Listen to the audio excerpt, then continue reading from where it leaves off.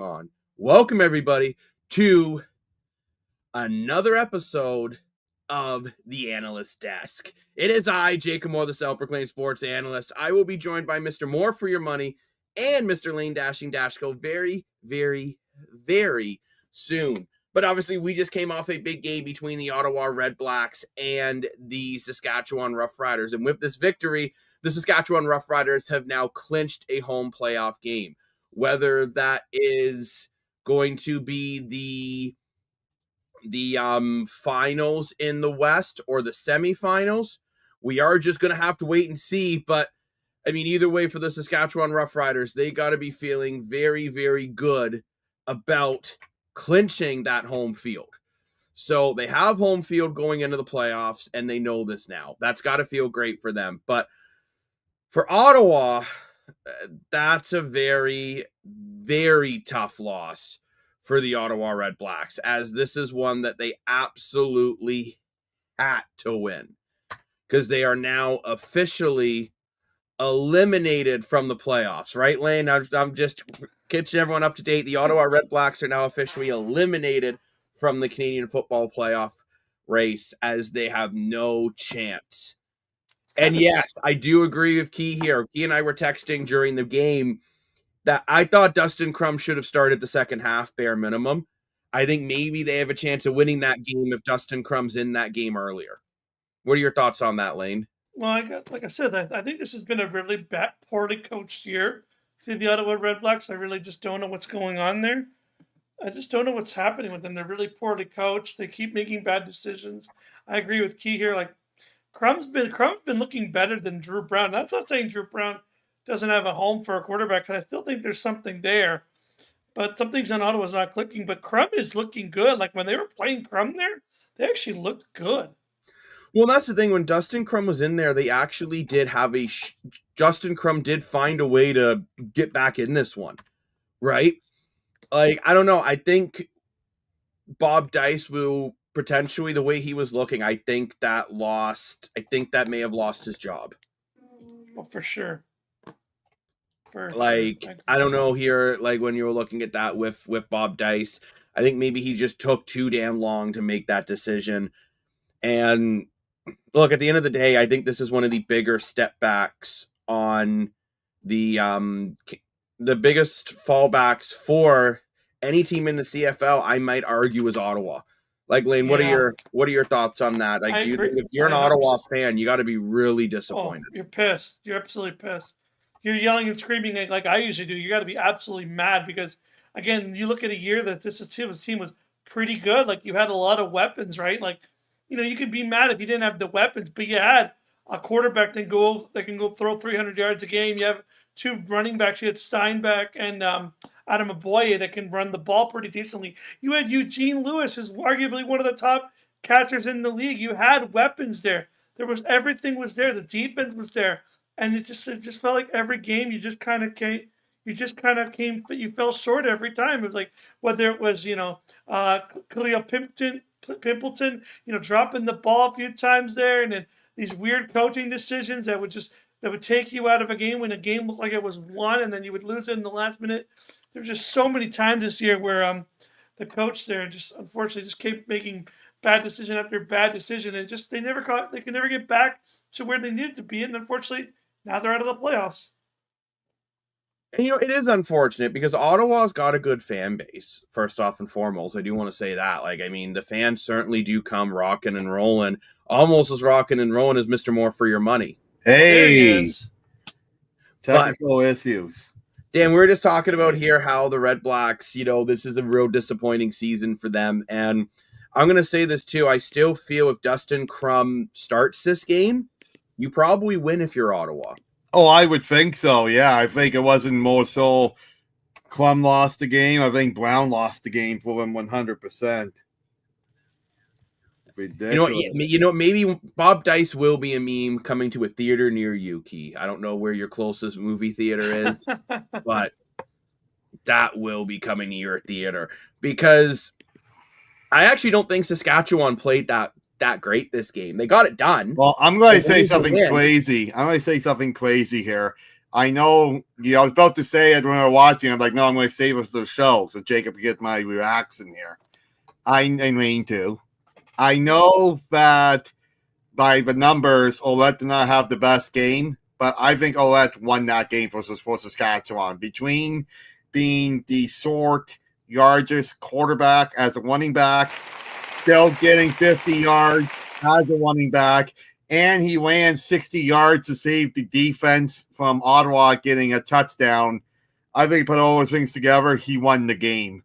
Also, Trevor Harris had an incredible game, but I think Ouellette literally won that game for Saskatchewan. I clinched the home playoff berth. He looked exhausted. Like, don't forget about Ouellette. He was an Argo, and he has very strong running back. Proud few people, but he's not known for his speed one. And tonight he had that huge speed one to save a touchdown.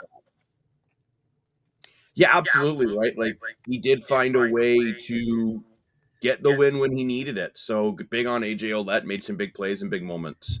Yeah. 100%. But this does bring in our question. Let's go over who we all felt was from this one our player of the game.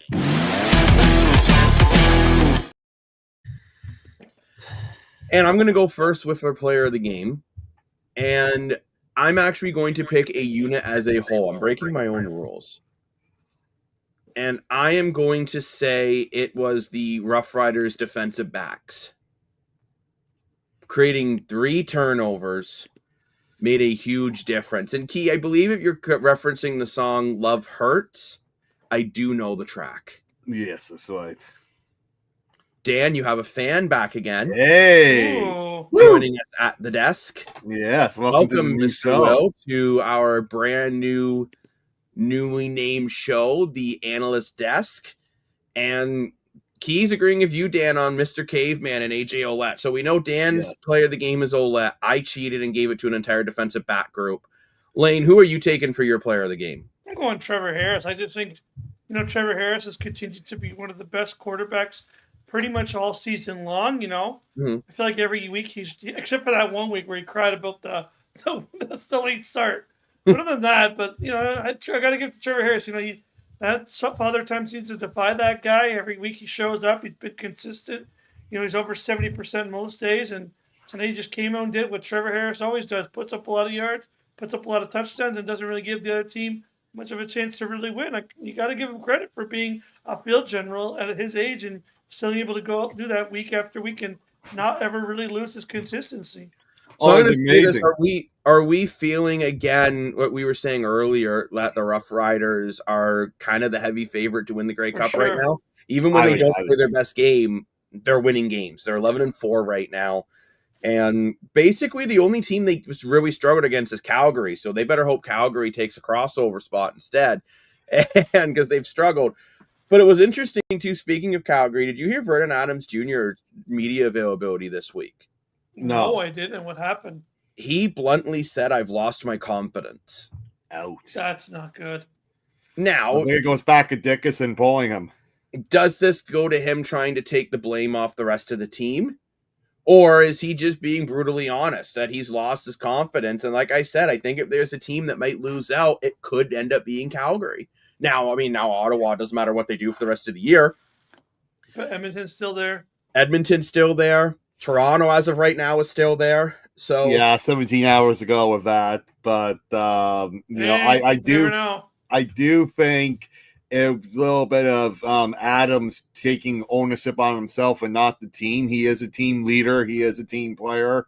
He's that type of guy. I can see him dumping himself under the bus instead of his team.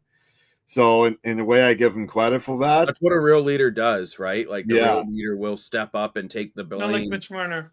Unlike Mitch Marner. Actually be there and be like, no, you know what? This is on me. I need to be better. So, speaking of Mitch Marner, did you see that Craig Berube just bluntly said he's happy the Core 4 is done today? That wasn't today, but yeah. Yeah, well, I saw it. It was a little while ago, today, but still, it's like, give him credit. I thought he said it a little while ago. I thought he said it again today. But there is an interesting video. I know not that we're trying to get off topic here. There was an interesting video that came out today. And he did say in his thing, I couldn't give Mitch Marner credit. Like, I couldn't say anything to him. Because every time I said anything, he would cry. Like he would just freak out. So if you actually watch in Game 7 when they're losing, he's only yelling at Matthews and Nylander. He never even said a word to Marner because he could literally couldn't. Yeah, that sucks. I'm so thankful he's gone, and he's a knight. We can't say a knight in shining armor because that's someone that saves the squad. I think he's a knight chuck full of armor with holes. But going back to Vernon Adams, I don't know. I don't know. It's tough, right? Because here's a guy in BC, right? It was him and Nathan Rourke battling for a starting position. Then Nathan Rourke said, "Oh, I'm not the CFL." That's a joke. Hey, Bob. Peace out, A-Town down, right? I'm going to the NFL. A-Town down. Yeah. He went to go sit on a clipboard and learn from Doug Peterson for 2 Where's years. their clipboard? And we have the comments here about Mitch Marner. Mitch Marner reminds me of Brad Richards. They both left the team like they left a rock band trying to claim they never liked any of them to begin with. And Brad Richards when he left the Rangers. Yeah, I could see that. I forgot about that. But like I said, right? Like, so you look at the story, right? And then there's VA. He goes to BC. He starts to look like an all-star. Then I think he got traded a few times, right? And he went to Montreal, right? Yeah, so VA's had a very weird path in the CFL. Everywhere he's gone, he's played well. Yeah. But he's been in Montreal. Then he was in BC for a while. Yeah. Because he lost his starting job to Trevor Harris. Which is funny. Then he's traded to BC. Yeah. Takes over for Nathan Rourke when he gets hurt. Right. Then the following season has one of his best seasons of his career. Then the following season is playing really well, gets hurt. Nathan Rourke comes back to the CFL.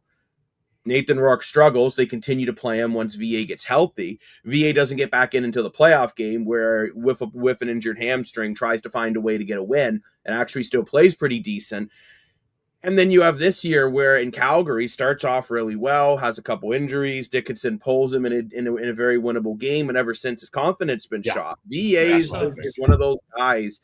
I don't think you need to pull him to wake him up. Like I've never felt it's an effort thing, like we've said about Mitch Marner, where it's an effort issue. I've never felt that with Vernon Adams Jr. It's a confidence thing. It would kind of be like, I'll put this in a similar case where imagine if last week when the Argos were down a score and needing a drive, they put Jared Dagey in and pulled Nick Arbuckle.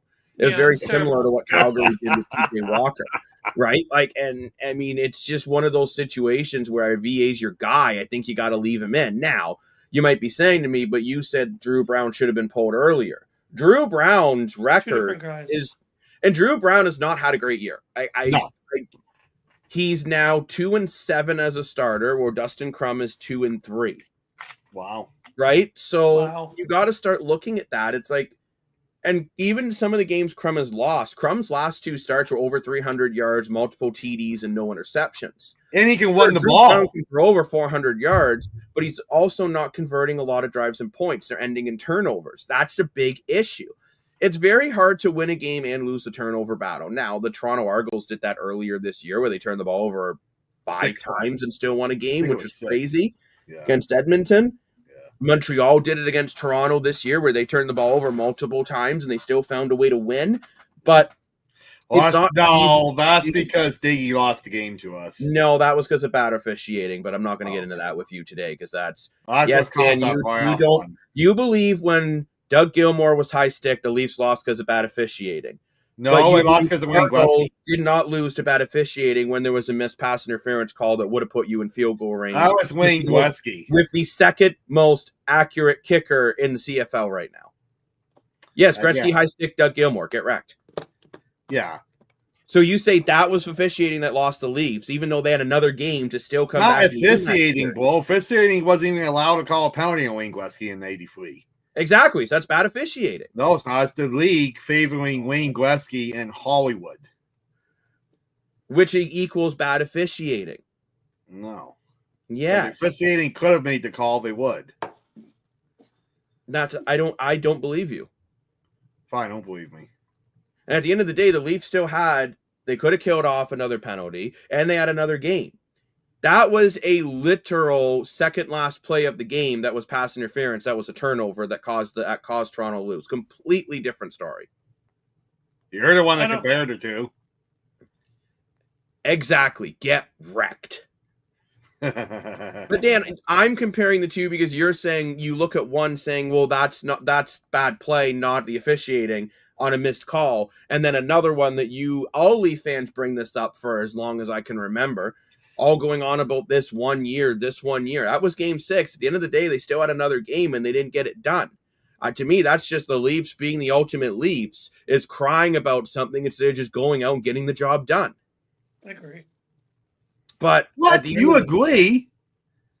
You don't yes, quack? Lane gets what I'm putting down here. Oh my gosh. Dan's on a very wobbly analyst desk. Like his one leg's a little loose. We have one leg's a little shorter than the other one. That's okay. But look, I'm looking at the end of the day here, I am curious, and I want to ask you guys, for the Ottawa RedBlacks, now that their season's done, who starts a quarterback? Are you giving it to Drew Brown again to try to figure out, is this the guy for the future? Or are you starting to really try to build an offense around Dustin Crum and Drew Brown gets cut and becomes a free agent next year? Is he a free agent next year? Or do they have one more year? Remember, though, in the CFL, you can just be like, hasta la vista, and just cut him. You're done. You're cooked. Yeah, because weird trades don't happen in CFL. It's just so weird. Trades don't happen as much in football in general as compared to other sports. But look, I know, just think think how much we can actually get for a Drew Brown. You know what I mean? He's actually a good player. He could be. He's a decent quarterback, but you see in the comment section here, we're saying anyone who's listening to us live, we have a live comment section for anyone who's listening to this on Spotify tomorrow on Saturday. If you tune into our live shows right on the Analyst Desk social medias. But we're looking to see, and I think Ottawa has some decisions to make, and I wonder, will Bob Dice be the head coach going into next year? No, absolutely not. You fire him, promote one of your coordinators, a coordinator that you want to stick with. Maybe a Tommy Kendall who runs the offense, who personally I actually could also see him getting the door. I don't think Burke will fire Bob Dice. I think personally the GM and the coach will be gone at the same time at the end of the year. I think you do have a start Brownsley next 3 games. I mean, no, I did not say that way. You have a start Clum for the next 3 games. Wow, I must be losing my mind here. Because I'm so upset about Wayne Gretzky still. Because Clum is the future of this Ottawa franchise. I think you got to let Brown go at this point. 2-7 as a starter. He got you the playoffs. He went backwards, Blow. You got to get whatever. Yeah. At least with Clum was 2-3. Clum has some good winning plays. Clum finished some good drives to win a couple games. And once he didn't win, he almost won. I think his team is Clum's for the future. So then my question becomes, where does Drew Brown go? I hate to say it, but I could possibly see an Argo. No, I hope the Argos Toronto will either stick with Kelly or stick with Arbuckle. Because I think Arbuckle probably Winnipeg then. Winnipeg, let's be honest too, Trevor Harris isn't getting any younger. He's still playing well. But I think if Trevor Harris, and I'm going to say this is a big if still, but if Saskatchewan wins a Grey Cup this year, I think Trevor Harris retires. And then that quarterback position will be. Dan, you're going, he's like 39. Well, he's still one of the best quarterbacks in the league. Tom Brady played to his 43. Damon Allen played to his 42. Anthony Cavill played in his 40s. You got to hit the big 4-0, buddy. I could see Trevor Harris calling it quits if he wins a Grey Cup this year. That's a good mic drop. Being a CFL he'll be a first ballot Hall of Famer. Oh, for sure. No, I don't see Mark Killam losing his job in Edmonton, in all honesty. I don't think so either. I disagree. I would fire Mark Killam. I would not. Because I think Killam is why? Because he sucks. They had a good team. They went out and bought some good free agents. They spent the most money on defense in the whole league. And the defense is playing well. Argo defense that won 2 Grey Cups in 3 years. We'll give all you guys $1 million. Boom, come play here. Dan, and they failed. Dan, you got to remember they played wow, English. Yeah. The big mistake they made was they played Trey Ford, but they had to play Trey Ford because Trey Ford saved them last year, right? Who makes the decision of the starting lineup? You don't know that. It could be the GM. Know that, Dan. You don't know that. That's like as much as we all know Brandon Shanahan wasn't the GM. He was making all the decisions for the Toronto Maple Leafs. LeBron James is not the head coach. Hold on. LeBron James is not coaching the Lakers. We all know the only reason why Bronny James saw any NBA time this year was because LeBron James said, "Play, my son.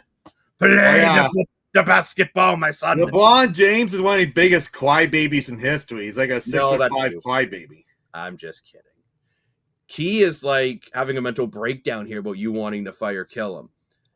That's just what I said it on the show earlier. That's just my thing. Look, Edmonton, I've seen drastic improvements from last season. They're in. They got less wins than last season.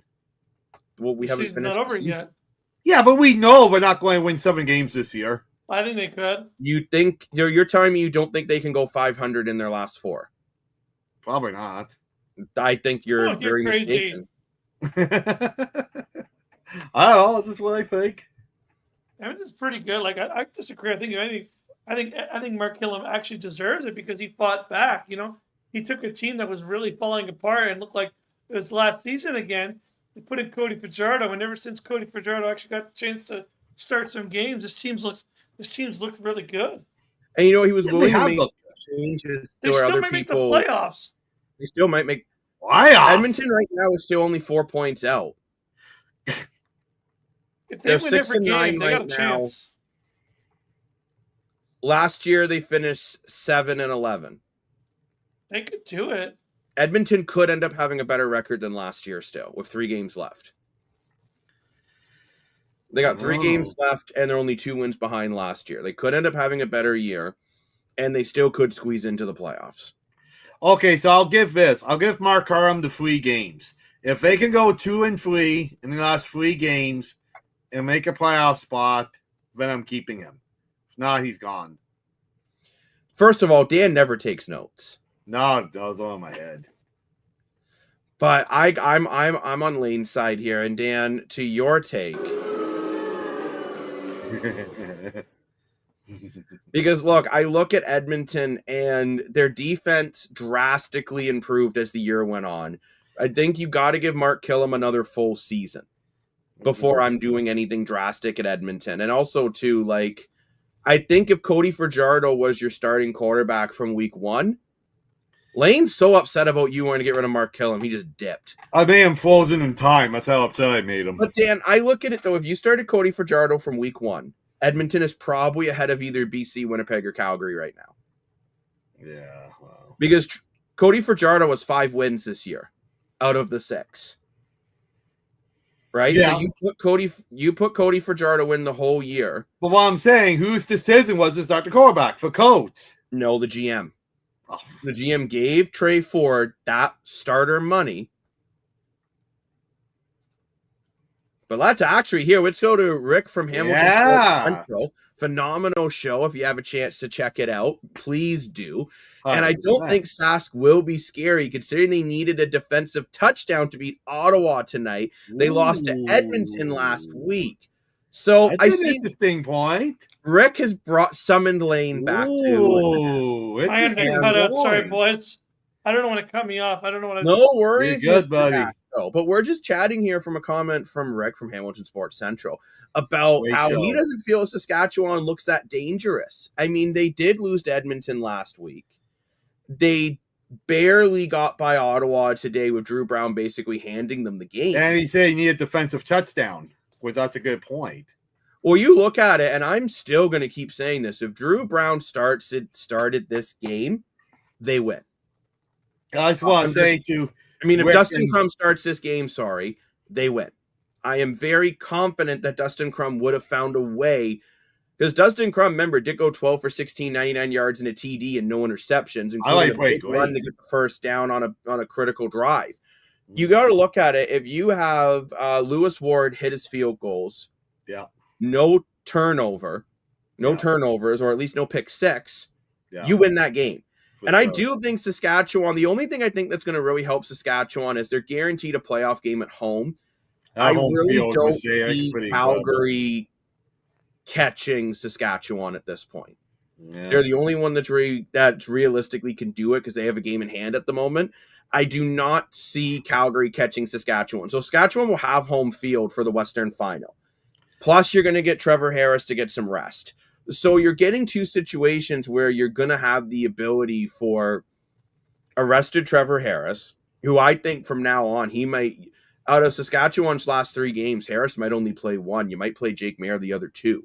I don't At think this point, yeah. I don't think you need to worry about Trevor Harris getting reps. The guy's a veteran. Yeah, but do you want to quench? Do you want to get the bye in the playoffs if you're Saskatchewan? But I'm saying, Dan, Calgary would basically have to win out to tie them right now. True. So if Calgary loses, because Calgary, you know what, you're 6 points back with 4 games left. So you basically have to go 3-1 in your last 4. And you need Saskatchewan to not win another game, or even Saskatchewan if they got a very rare Canadian Football League tie. I think it's an interesting point. In fact, you want Jake Mayer playing just in case, God forbid, Trevor Harris got injured. Look, I'm just more thinking of Trevor Harris as taking a lot of hits, and he's 39. But come playoffs, kicker. This is again from Rick. Come playoff, kickers or sacks offense will cost them the playoffs. You cannot depend on Brett Loth or Campbell Fair as their kickers. Campbell Fair was the one who came in today, and he looked out. He made Brett Lother look like a CFL Hall of Famer. Yeah, literally. With that offense, I can see Winnipeg or BC coming out of the West. So I'm interested. Winnipeg, yeah. And see, that's what I've been saying all year. I'm still very skeptical on BC just because I haven't seen Nathan. I'm not seeing BC at all. Playoffs. No, but BC doesn't get done a big moment. Well, Dan, you can't say that. Rourke has had a good playoff game and he's had a bad playoff game. So time will tell, right? Well, it's 50-50 at best. Yeah, but you could say the exact same thing about Kelly in Toronto. And 100%. So but, I mean, like, look, I think Nathan Rourke, I think there's a very good chance he wins the MOP this year. And with Winnipeg, Winnipeg is that championship caliber team, that's right? What I've been saying. As much as I personally wouldn't be putting my money on Winnipeg over Saskatchewan. If I was going to pick one right now, I actually think BC could beat Saskatchewan today. I just want to say quickly hi to Wick and William earlier. Welcome to FedEx, our new show, the Analyst Desk. So welcome back, everyone. Absolutely. New show, new branding, same awesome passion with more live shows than ever before. But look, at the end of the day, I'm just very curious to see how, depending on what happens over the next couple of weeks, will we see Saskatchewan starting to rest Trevor Harris and AJ Ouellette?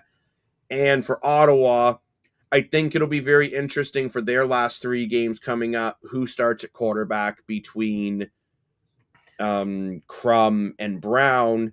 And if Devontae Dedmon makes it back in the lineup, I think maybe Pimbleton would be a more effective receiver if he wasn't also playing in the kick return game.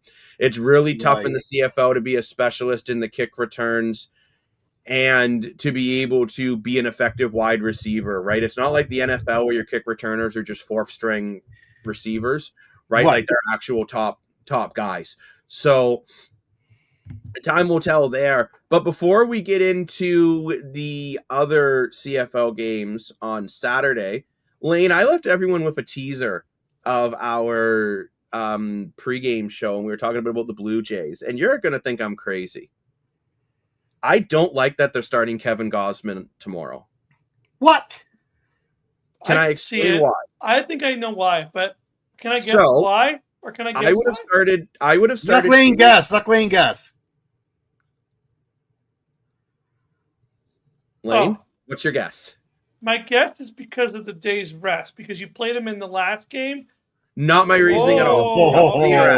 I thought he had lots of time to have a warm glass of milk before going to bed. He's good. 4 days is not a lot. I'm starting Bieber game 1.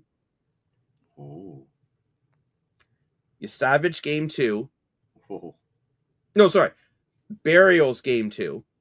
What? He's not even on the roster, bro. He should be back by then, and he is so much better at home than he is on the road. Then I'm starting Gausman game 3. Because Gausman is just as good on the road and at home. I'm either giving game 2 to either Burials or Yasavage. I don't think I want Yasavage's first ever MLB Actually, you know playoff what? start. I Hold think on. Jacob has an interesting point. I know I do. That's why I'm the self-proclaimed sports analyst, and I That's the Dex. am at the desk. But I'm looking, and whether it's Burials or Bassett, both of them struggle on the road versus at home. And Keith saying, why not Bassett game 3? Bassett's bad on the road. I love the circus book reference, Lane. Thank you very much. But Bassett is not good on the road. I'd rather have either Bassett or Yasavage start in game 2 at home. And then you have Gosman. They all in a best of 5. You may argue, let's be honest, we're probably going to get a split between the first 2 games, realistically. Yeah. Mm-hmm. So game 3 will be critical. Yeah. And I want my best pitcher in. And that is why I'm going Kevin Gosman for game 3. Wow. Everything was fine except for one thing. The reason I gave you the circus book. Jose Barrios game 2 is circus book material. I think there's something wrong with that guy right now. I don't think he has his best interest with the team. Because if you notice when he got pulled to the bullpen, what did he do? Did he say, yeah, coach, gotcha. When Chris Bassett got put to the bullpen, he said, gotcha, bro. When Scherzer said went to the bullpen, gotcha, bro, I got you. What did Jose Barrios do? No one likes me. Nobody likes me. Everybody hates me. I'm gonna eat some worms. I don't like his attitude. He became a big crybaby about it, and he didn't. And I could be wrong, but I remember when they made the playoffs, he wasn't in the room to celebrate with his team. He was there for the last one, but he wasn't there. I don't know about that because all I could see is a bunch of people over celebrating. I'm pretty sure. I could be wrong, but I gotta do it. Do we gotta take them off? No. Okay. No, Dan. No one wants to see. I could be wrong. Maybe I'm wrong, but I remember looking in that room and I never saw Jose Barrios. And it was the same day he was like, well, that could be with cameras and stuff too. You know, but he was being a pouty baby. I just look at it though, and I think. I'd rather. I'm not comfortable with Savage's first career MLB playoff start to be in Yankee Stadium. I think it's something you guys are forgetting about here, which is why you have a future Hall of Famer. You are not putting Max Scherzer in. No, I am praying you don't need to use him. I am so inconsistent this year. I get it, but he's done so many big playoff moments. I think he was stepping up in the playoff. And he has been terrible with the long ball. The Yankees are the best long ball team in the MLB. He would crush. It's not a good matchup. I'm just saying. You're hoping you can wrap this series up in 4 and you don't need him. What, do you want to wrap it up in 3? Well, sure, but that's not good. I would be done. I got a question. I can't believe I'm saying this, but it worked the last time I did it. Do you do a bullpen game in the playoffs? Like they did now. I know that's a crazy question, but they did pitch 7 innings of no-hit shutout baseball. That's pretty impressive. By just putting one guy in, one guy out. One guy in, one guy. If you get to a game, maybe not game 2, but a game 4, if you don't have that pitcher, you just go, okay, Varland, you're up first inning. Scherzer, you're up second inning. Barrios, third inning. Bassett, fourth inning. I think that depends. Don't put little in. How many innings your starters go in the games prior? Oh, it's just starters are out 5 innings and your bullpen's pitching 4 in the first 2. I don't think they can handle that for game 3 or game 4. Let's say you get Bieber. Let's say Gosman pitches 8 innings. I'm assuming Bieber's your game 2 starter at the way they're going. Bieber pitches 7 or 8 innings. And then you Savage. What a great trade that was on deadline. We'll say Savage only pitches. We'll say Savage pitches 5 or 6, and yeah, maybe you do a bullpen. Here's a $1 million question for you. Okay with Savage starting his first playoff game in Yankee Stadium versus? That's why I'm saying I would have had Gosman for game 3, Bieber for game 2. Bieber for game 1. Savage for game 2. Well, maybe I'll put Savage in game 2. Leave Bieber game 3. Doubt it. I think the way they're going, they're starting their best pitchers. Which is what you should do. I don't know. I think I'm maybe playing the long game here because I don't think you're going to sweep the Yankees. I think the Yankees are too good of a team to get swept. I don't think it's going to be a swept Beaver. I'm just saying a boom would be pretty awesome. But I hate to say it. If it's going to be a sweep, I think it would be the other way around.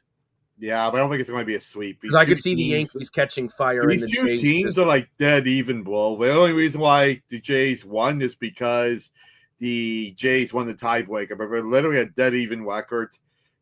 I think the argument is the Jays, in my opinion, are better defensively, and the Yankees are better offensively. But besides of that, we're pretty well dead even. Now, we're trying to figure out how we can project on who's going to win this game, obviously, for game one. Lane, dashing dash go. First of all, look how dashing he is. He's just a beautiful man. Like, if I swung that way, no, I'm kidding. But, Mr. Lane, you are going to try to predict game one, and how are you going to do so? Well, for everyone watching, Something new. Yeah, we're gonna have to do an MLB. MLB the show. They say it's realistic, and it's the most. I think it's one of the most realistic video games out there because there's no superpowers. It's just straight up baseball. And what we're gonna do is we got the Elgato here, we got the controllers here, and I got it all set up. So check on tomorrow. We're gonna film it tonight, but tomorrow on our YouTube channel, there's gonna be a full game of me broadcasting. I don't know if the boys are gonna join me, but I'm gonna be here. We're going to watch the full 9-inning games. We're going to broadcast. We're going to see the stats. We're going to see, did someone hit a home run? Did Gosman get the win? Did Gosman get 9 strikeouts? Is Jacob Moore right? Did Gosman fall apart? We're going to see. It's a game. It's a fun video game. Well, I'm not saying Gosman's going to fall apart. I have a question, though. I have $1 million question. If it's video game land, you can do whatever you want. Are you starting Gosman in game one? I'm doing it. I'm putting in. Not only am I doing that, but I'm also setting up the temperature, and I'm going to put the right time of day and the temperature. So everything's going to be realistic as possible. I'm putting the Yankees pitcher versus the Blue Jay pitcher. I thought maybe we'd play on Mars and I'm like doing Joe Carter full at the pits. But now I don't know if they're going to open the dome. They usually don't in October. It's supposed to be so beautiful tomorrow. They gotta open the roof. That roof's opening wide open.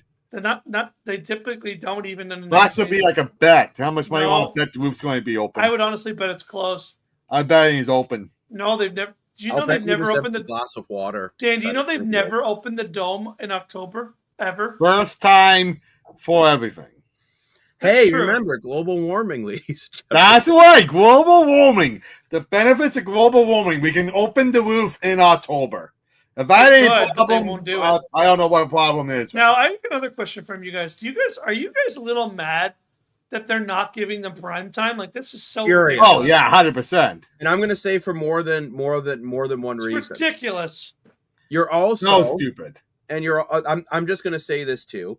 You're making it where, let's say the Argos starting at 3:00. If you started the Jays at 7, you would get people going to both, who would just dip the Argo game early to go catch the start of the Jays. Yeah, I can see that too a bit. So I would have liked to see the MLB.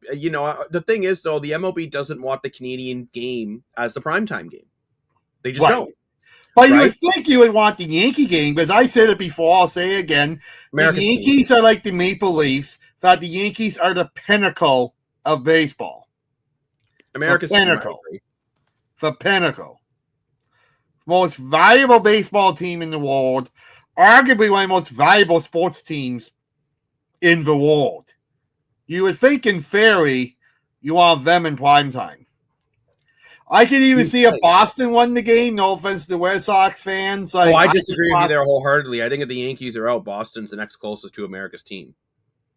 Oh, I agree with Val. The only thing I would say was L.A. I guess maybe because of Shohei Ohtani. But... Right. Oh, you got like the Cubs. There are some couple famous baseball teams, but I will say like Boston is probably a pretty close second.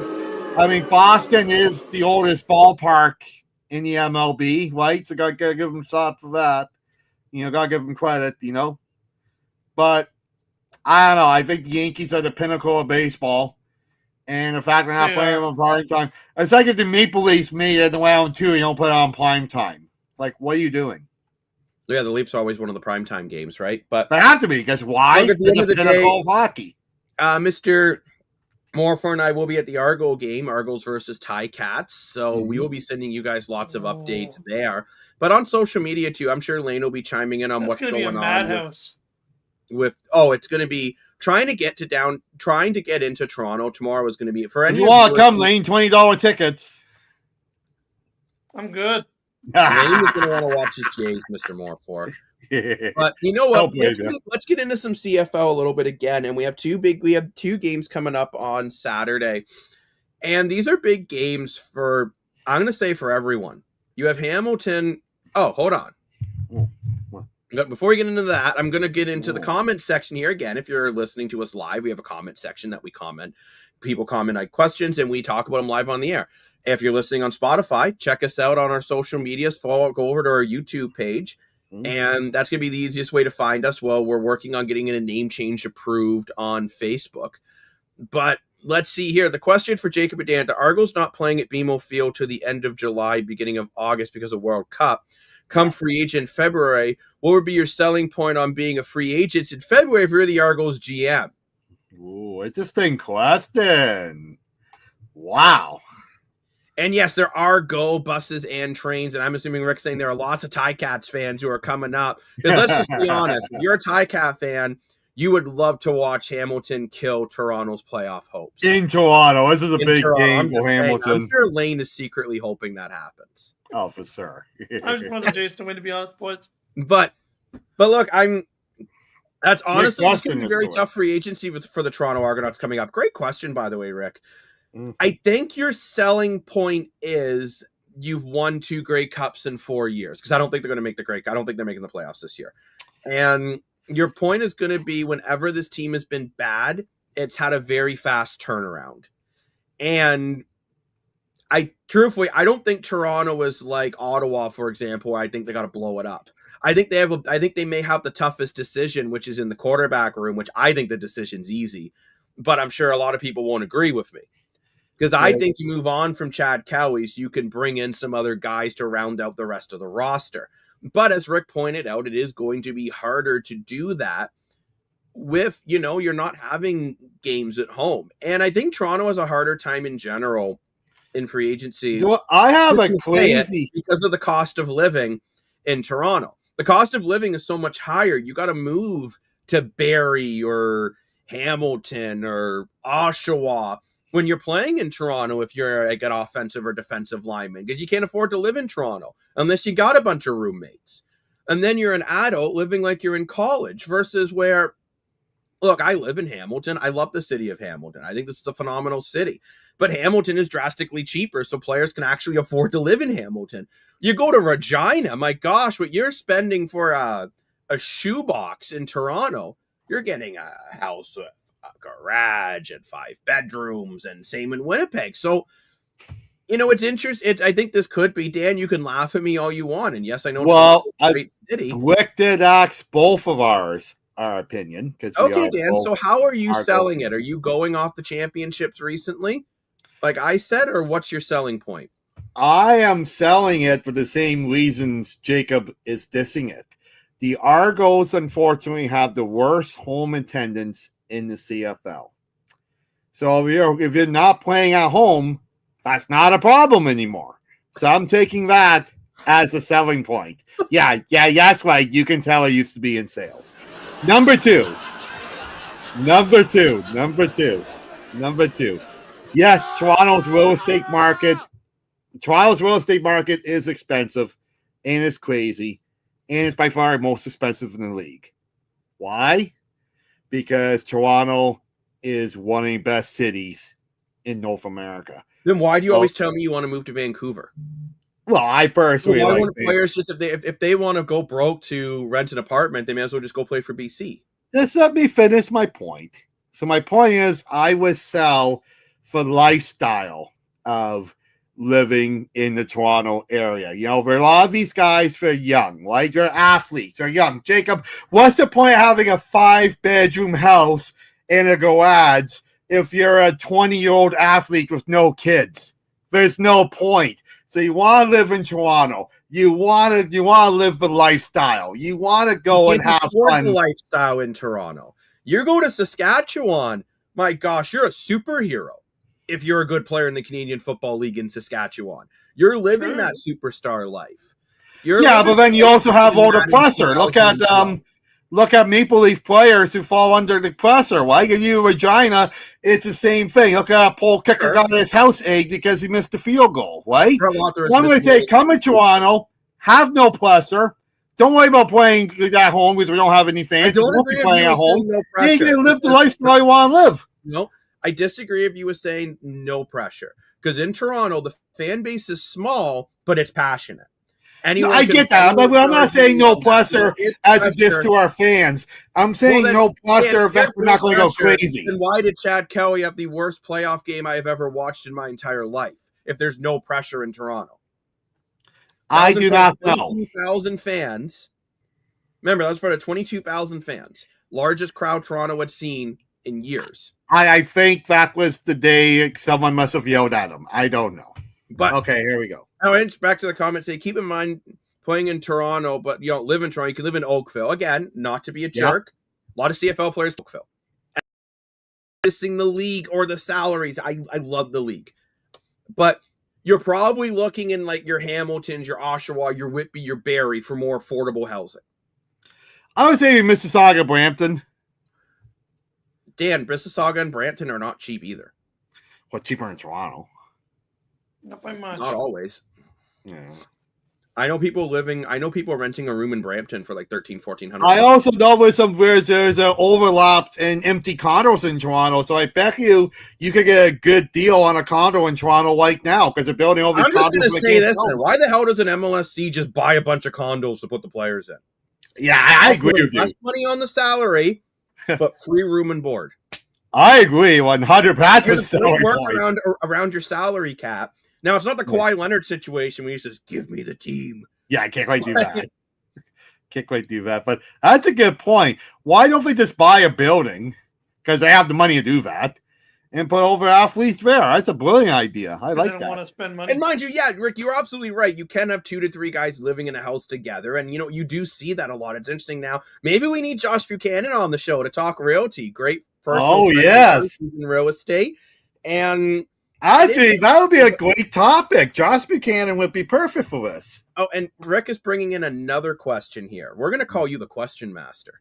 Yes. My other question is for the Ottawa RedBlacks. It is in their last 4 seasons. They went, oh, good Lord, 14-4. I mean, 4-14, 4-14, 9-8-1, and now 4-11 so far this year. Can we all agree that Bob Dice is gone?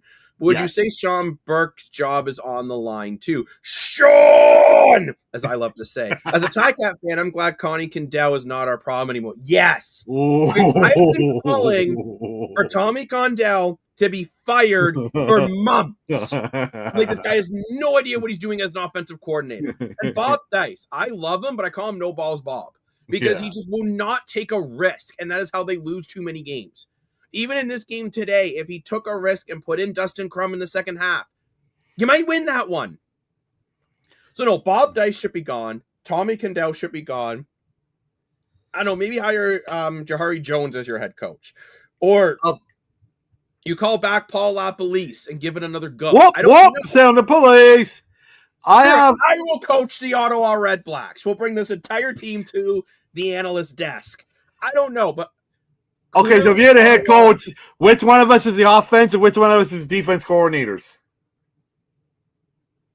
Jacob? I'd be the head coach. I know. So which one of us would be offense? Which one of us would be defense? Dan, you would be like Dan Campbell.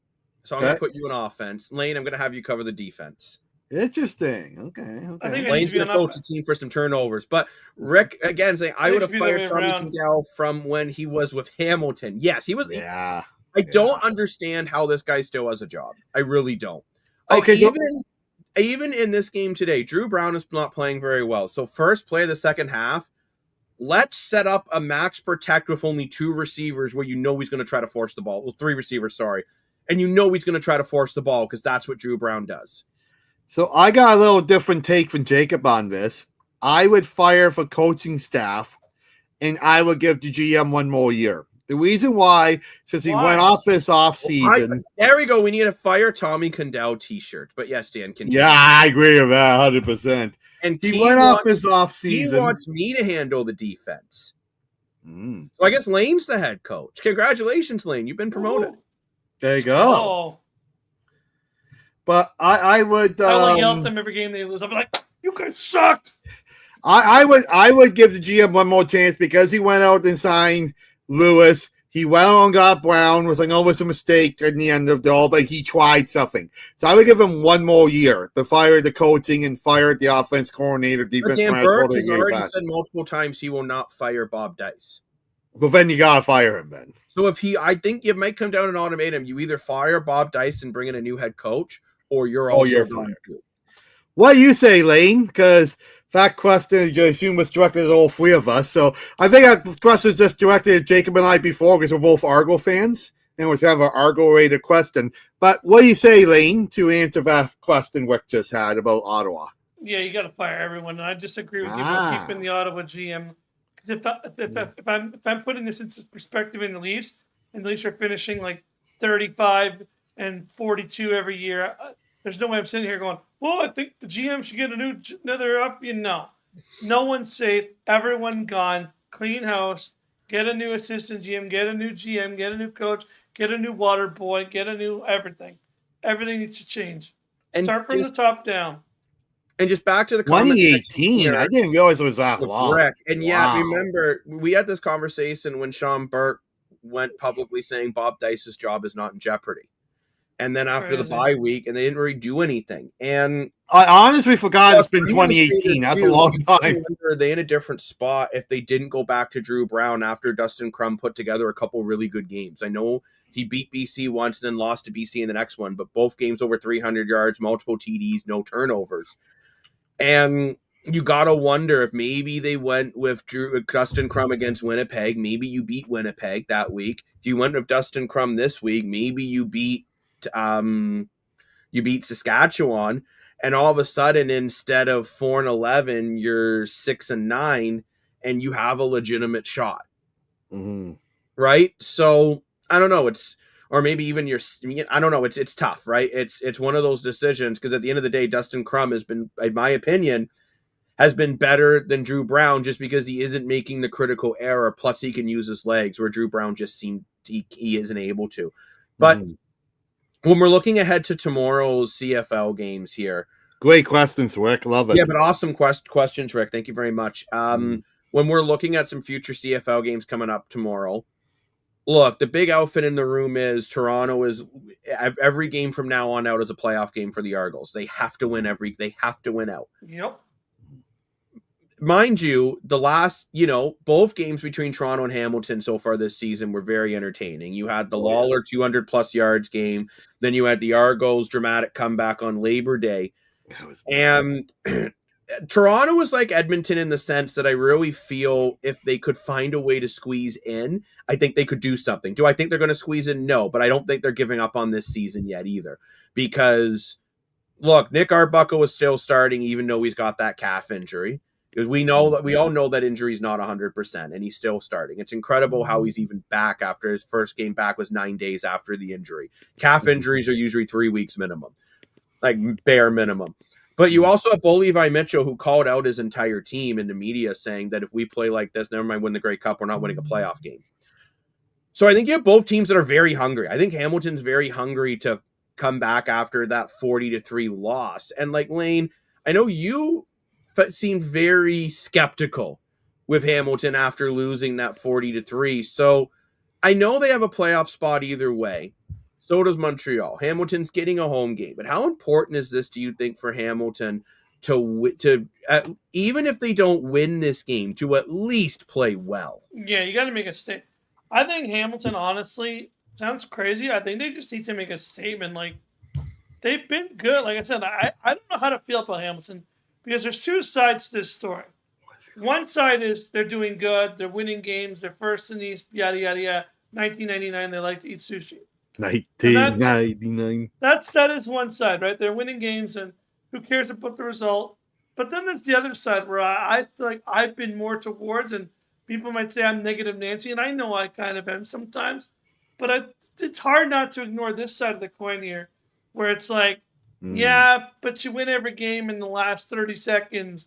90% of your wins are last play heroic miracles, and when you do lose, you get your butts kicked by 20 points or more.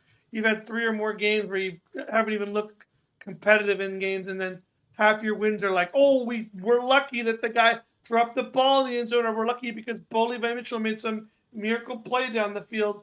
So it's like you need an identity, and I don't really feel like the Ticats have lived up to their first place identity. So just to the comment section here again, we have Rick saying he thinks Hamilton comes out swinging after last week. But then we have Key saying, I actually disagree. I think they will coast. And this is what I don't think think Hamilton's going to come ready to play. And I'm going to tell you why. Hear me out here. So Hamilton has lost 6 games this year. 5 of them have been against the West. 1 has been against the East. You desperately want to make sure you don't have to play a crossover, BC, Winnipeg, or Calgary, or Edmonton in the crossover. Right. You would much rather have to play someone in the Eastern Final, and you're hoping it's Montreal because you've been able to beat Montreal this year. So I think Hamilton, personally, I think both Hamilton and Toronto are going to come out firing. I think this will be it's going to be a crazy game. I think this game will be the game of the week. I think this will be the one that is going to keep you on the edge of your seat, and I think it might come down to who has the ball last. Actually, I'll say this too, if Wick is still watching. I'm not sure. I know he's been commenting recently, so hopefully he's still here. Question for Wick, since he's a Ticat fan. I've heard a lot of Ticat fans angry that they didn't get the Bills partnership at the Argos got. And I think this game is going to be such a big game because it's the Bills game at BMO, right? So Jim Kelly's going to be there, Jack Kelly's uncle, Doug Fruity's going to be there, who played both the Argonauts and the Bills, for giving away Bills and Argos t-shirts, to selling Bills merchandise. And I heard that some Ticat fans are mad that they didn't get the partnership because Buffalo is both their Hamilton. So I'm curious, Wick, what do you think of that? And do you think, are you mad that they didn't get the partnership, or you think it's too much drama and you're happy they didn't get it? Well, Rick is pointing out here, Hamilton needs 1 win because they have the tiebreaker against Montreal. So if the Ticats win on Saturday, Montreal will need to win out to pass Hamilton. And that would be if Hamilton for the rest I don't see Montreal doing that. Look, I disagree with you, actually. I think Montreal still has a shot at catching Hamilton. Do you think Alexander's going to go 2 years without losing a game? I think Alexander's going to finish the regular season off strong, completely fall apart in the playoffs. That's still my theory here. But I'm looking at this game, and I'm going to take it a little bit on Toronto's side. I think Toronto is not going to want to go away quietly, right? Yeah. And I think the Argos, this is their last home game of the year. I really think this team is going to come out flying. And I think Nick Arbuckle wants to prove that he's the guy. Look, and I've said this before on the shows. I'll say it again. I said it earlier tonight. I still think Nick Arbuckle should be your guy moving forward. I think he has shown enough, being second in the league in passing, just behind Bo Levi Mitchell, second in the league in touchdown passes, just behind Bo Levi Mitchell, over 100 quarterback efficiency rating. I think he has had a better year in theory than Chad Kelly's MOP year. I know the wins aren't there because, let's be honest, that team Chad Kelly had behind him was a much better team than what Nick Arbuckle has to work with. Right? So at the end of the day, though, I'm just really looking for Nick Arbuckle to try to put this in. And look, Toronto, at the end of the day, they have to get these wins to catch either BC, Winnipeg, or Calgary. So I think I don't think Toronto will make the playoffs, but I do think they're going to put out one hell of a finish this week. Whether they win or lose, they're definitely going to compete. And Dan, Key's mentioning in the comments about your Bills situation here, if that was me, I'd just be mad NFL merch was sold on my turf, period. Now, it's not NFL merch, though. No, it's not. I don't know if any of you guys have seen the merch yet, but what it is, it's Bills Argos combined merch with saying football needs no borders. The only one I saw, Buffalo merch, they had a Josh Allen signed jersey. Am I planning on buying any of it? No. Oh, interesting. I'm not. I am much happier being with my CFL merch, whether it's my Toronto Argo merch. I'll be honest, I have Ottawa RedBlacks shorts. So, and I have I would honestly, instead of this NFL stuff, I would much prefer more CFL generic merch But Yeah, here like Ottawa. you're getting an honest answer from Rick. Here. Oh, I was To like be that. honest, as much as the NFL deal with Buffalo as a Ticat fan shows me that MLSC doesn't care about the Argo fans, Ooh. you go and advertise NFL merch and such when you should be marketing the Argos in the city to get fans in seats. I'm glad we didn't get that deal because we don't need it to sell NFL merch. Interesting. Oh, I like it. It's I such a like long that. comment. Like, we can't see how of Lane's face anymore. No, but it's an interesting point. Like I said before, I'm back in school taking sports marketing in Seneca at York. Because all you supporters of the show, I realized I loved working sports. So I'm doing a career change. And this was a giant topic we were talking about in class. And people point out, well, will Ticat fans be mad? I've seen some people online a little unhappy about it. So very, very interesting. And so thank you, Wick. And the other thing I meant to say in the last show, I wanted to say when Connor was watching, but we ran out of time in our last show because of the game. But to Wick and Connor, who are amazing CFL Fight Cancer supporters, even though the name of the show has changed, we will still be supporting that cause. It's an amazing cause. You know, you guys will be doing more work during the Grey Cup, raising money for cancer, and we'll be giving you shout outs and helping you out any way that we can. Now, it's interesting, absolutely, Dan, but it's interesting going to the MLSC website. We are not MLSC, Real Sports website. There actually is just Bills merch on the website.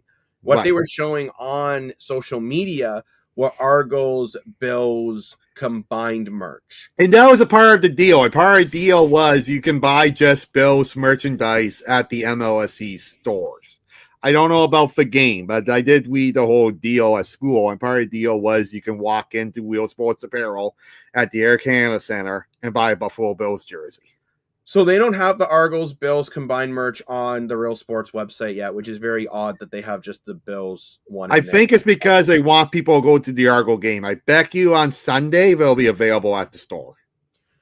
And yeah, and Key, yeah, I get what you're saying too. Key's comment earlier about you being NFL merch, which is what's on the Real Sports website right now. Mm-hmm. But then Rick is saying as well, just goes to show MLSC can't market the team without the Bills saying something. Yeah.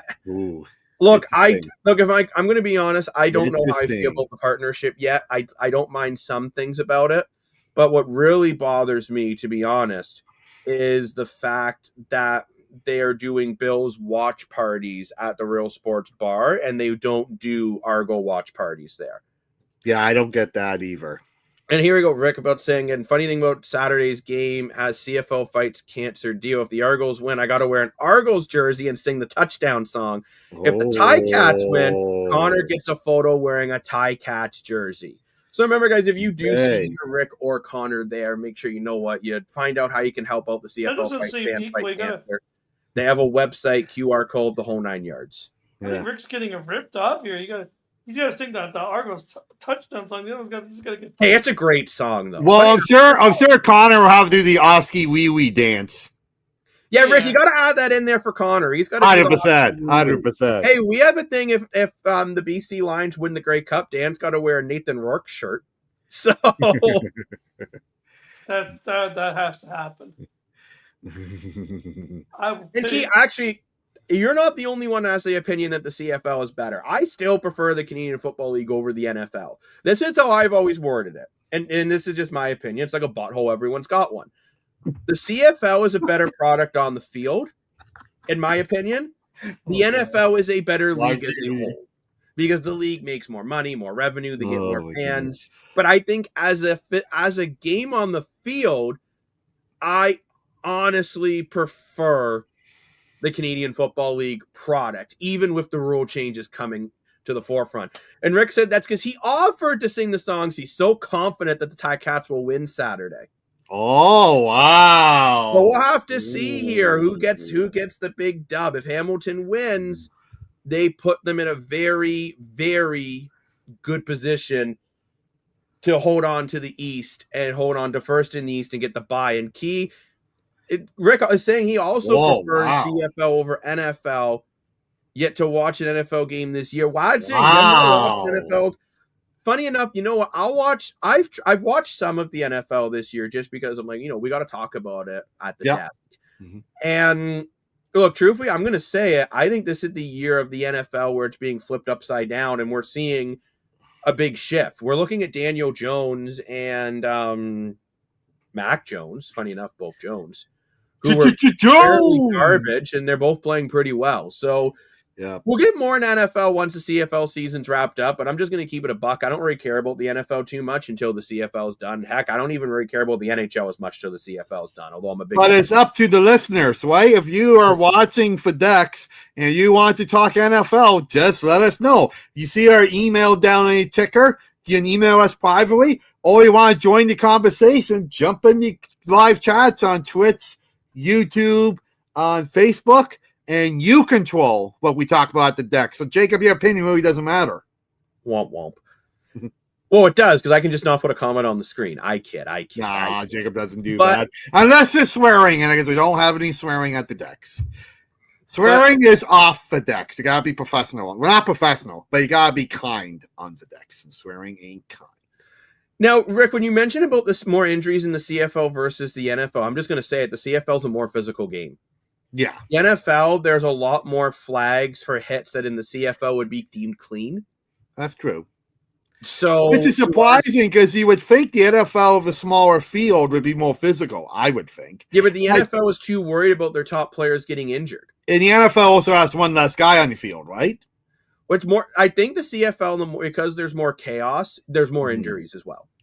Yeah, because you look at hockey, right? And hockey has more injuries in the NHL versus the KHL because the KHL has the bigger ice versus the NHL. It's a smaller ice, so smaller area, fast play, more physical, right? So you think in football will be the same way, but it's not. So that's an interesting point. Also, just for everyone else, I apologize. Our first episode of the Analyst Desk, for some reason, did not upload properly on Spotify. It is available now. It just finished re-uploading. So for anyone who hasn't seen there, you can go back and listen to that episode. But quickly back to the comment section before we move on. As long as you don't start wearing a Bills hoodie from now on until the show, then I can forgive you for being a diehard NFL fan.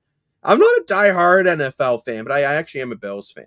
I'm a Bills fan. Giving the NFL any sorts of kudos. Look, the NFL. Look, I like both. Maybe that's the wrong answer, but I like both. Obviously, like both. I like the game of the CFL better. I think the bigger field and the different rules makes the game more entertaining. But for league, you can't deny having 70,000 people watching a game in one stadium, right? Okay, but then to flip this around, even though I wasn't going to talk about this, why not? Is college football better than NFL? You can argue college gets bigger crowds than NFL. Some of those games, they're having 80,000 people there. Now, mind you, tickets are also a lot more affordable. So they're for students, but still. Look, so you could actually, you know what? A really competitive college football game is very exciting. Oh, for 100%, I agree with that. Yes. Boomer says yes. Okay, Boomer. But let's quickly move on to the Toronto Maple Leafs. As everyone knows, the NHL season's right around the corner. Yes. And we will be doing lots of preview shows for the NHL coming up to a theater near you. But probably a season preview too. For some reason, Leaf News does what Leaf News does, and everyone is talking about David Kempf being put on waivers. It's a big deal. No, it's not. Yes, it is. I am more surprised that it took them this long to cut him. Okay. I agree the decision had to be done. But I guess I'm just crazy. I'm a big David Kemp supporter. I love David Kemp in his rookie year when he played Chicago Blackhawks. And I don't really know why. No, let me finish. I don't really know why. But I was watching a Chicago game one night, and I saw this David Kemp guy, his rookie year of like, this guy wins faceoffs. This guy kills penalties. This guy kills time. Like, I really, really like him. And then he went over and played in Europe. Boy, power to him. And then we came back to the NHL. The Leafs took a gamble on him. And do it every time where it was like a minute left and they're protecting a one-goal league. Who gets on the ice to win the faceoff? David Kemp. Who skates down, scores in the empty net? David Kemp. So I agree. Unfortunately, this decision had to be made because I think it was Doofus gave him a 4-year contract, which I think that was actually Tree Living. I think 4 years is a little much. It was a 3-year deal, but yeah. For a fourth line center. I'm just calling, I'm not trying to be disrespectful, I'm just calling it as it is. And I agree, Scott Lawton is an upgrade over David Kemp because Scott Lawton's more physical, and this Maple Leaf team needs physicality more so than a good defensive play. Now, the only surprise I just want to say David Kemp's still a great player, a great guy, and I really hope that a team out there that can afford to spend $2.5 million, whatever it is, in fourth line center, grabs him. Maybe like a Columbus, maybe like a Utah. I think he'll make a big difference to someone out there. I think you gotta say, Lane. I think Ottawa would love this guy. And I can see that. I remember, you look back in the playoffs. I kept telling my Ottawa Senators fan who might want to come on and talk sense with us one day. I kept saying, man, I'm like, you guys, you need a guy who kill a penalty. You need a center that can go out there and just kill a penalty in 2 minutes. They kept getting burned on those special teams. The only thing I will say with the David Kemp thing that surprises me, I thought once Scott Lawton was week to week, they might have kept Kemp for a little bit. But I guess they're confident with some of these other guys that they have, like with maybe a Calle Yarncrow instead, that you don't need David Kemp anymore. Well, when you look at guys like Dakota Joshua and Nicholas Waugh, you could move them around to center and wing and stuff like that too, right? So Max Domi, so. And here, quickly, we're going to key with some fantasy questions here. But Bobrovsky and Logan Thompson on your fantasy, you're absolutely stacked in net. Oh yeah, for sure. And we will be talking fantasy hockey. And I am planning on bringing in some music reviews as an FYI. So music possibly reviews, some automotive talk too. We've been toying the idea of that since I was in the auto industry. And some auto stuff coming soon as well. But we will have a full esports, like what Lane's doing tomorrow with the baseball. That's going to be very exciting. But we will have a full Toronto Maple Leaf preview show along with a full NHL preview show. But speaking of shows, teams, before we go, I want to quickly go over the games coming up on Saturday, and I want some predictions. Okay. So, Hamilton versus Toronto. Lane, who's winning? I'm saying Toronto. Wow, Lane thinks the Argos are not done. I'm also saying the Argonauts are going to win a tight nail-biter game. Is Dan actually doing what I think he's going to do? My brain tells me I should, but my heart can't. Toronto. That's your brain after you just said Toronto again, even though you want to say Hamilton. Yeah, exactly. Calgary versus BC. Will VA get it together? Or will BC take another big stride into getting second in the West? I hate to say it. I'm saying BC. I think Calgary is going to really finish off the year struggling. Lane? I'm taking Mr. Clipboard. That's what I was trying to do. It's definitely Mr. Clip. Oh, what play do I run? What do I do? Taking Nathan Rourke. MLP, baby. I'm telling you. You guys laughed at me when I said that. I think he's going to be MLP, bro.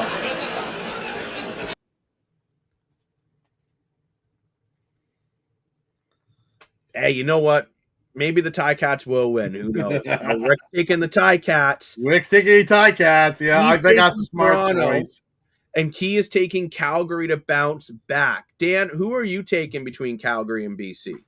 Well, I'm sticking with Key here. I'm taking a pill and bouncing back. I think VA is going. Oh, Jacob's in a lot of pain on that comment, but I think VA is going to play. Been bugging me today. We're good. I think VA is going to play very well against his former team. I think this is a team that can. I think this is the game that could change his year around. I think VA is going to win. I hope so because I prefer Calgary over BC. Calgary, they're going to get it done. Hope Rourke doesn't throw 3 interceptions. That is the thing with Nathan Rourke. He either plays really good or really bad. He's been playing really well lately. So does he have a bad game coming up? Right, that's true too. And last but certainly not least, we have the Toronto Blue Jays taking on the New York Yankees. Oh yeah, of the playoffs here for the Jays. Who are you taking, Dan? I'm assuming you didn't get your 98 wins, but I'm going with the Jays. And don't forget, if the Jays win 3 games and win 1 game in the next series, then they will hit 98 wins. Hopefully we do more than just 1 game, but I'm just saying that's how close we are. Doesn't count. Lane, who are you taking? You look like you're deep in thought. I don't want to answer the question. So I think that means Lane is no. taking the Yankees. Oh no! All I'm gonna say, different team than what we faced in the regular season. I do agree with that. Yankees have done really well the past little while. Rick is taking the Jays if the bats can get together. Nice. It's not even the bats I'm worried about. I'm not worried about Kevin Gausman starting at the helm, and I'm taking the Jays to win Game 1 of this series. You guys are way more confident than I am. Key is with you. Oh. The New York Yankee Fries. I don't want it to be, but I just look at the way this team's been playing over the last 2 weeks. This is not the same Yankee team. We'll have a talk to our friend in the show, Peter, up in Sault Ste. Marie. It's the biggest Yankee fan I know. We'll have a talk to him about coming on the show and talking. And hopefully, you know what? I have a friend of the program at the Jays game tomorrow, so maybe we can get a quick update from him when he's there about what's going on. But right. Yeah, you know, I think on that bombshell, I think it's time that we wrap up our time at the desk for this evening. Well, it's into another day. We're already into Saturdays. We're going to be in the Argos for a few hours because I want to get for early for the giveaway. You know, There's an Argo Bill giveaway going for 7,500 fans. And for someone that can't afford $300 on baseball tickets tomorrow, you could get into the Argo game tomorrow for only $20. And if you have children under 15, they could get in for $5 each. There you go. Wait. So if I clean shaved, right? Yeah. And, you know, made my hair look all spiky and young, I'm 15. Maybe. My voice is cracking. Hi. Yeah, $5, please. Yeah, 15-year-old linebacker football player. Wade doesn't. You know, I've been this height since like grade 10. I know. Really? I was going to say. Yes, I hit my growth spurt in grade 8. Between grade 8 and grade 10, I only grew like 2 inches. True. And on that inch bombshell, That's what C said. Thank you very much for joining the desk. I'm the self-proclaimed sports analyst, joined by Mr. More for You Need Soap in His Mind Money. Oh! And Lane Dashing Dashco. Until next time, we'll see you back at the desk. Bye-bye.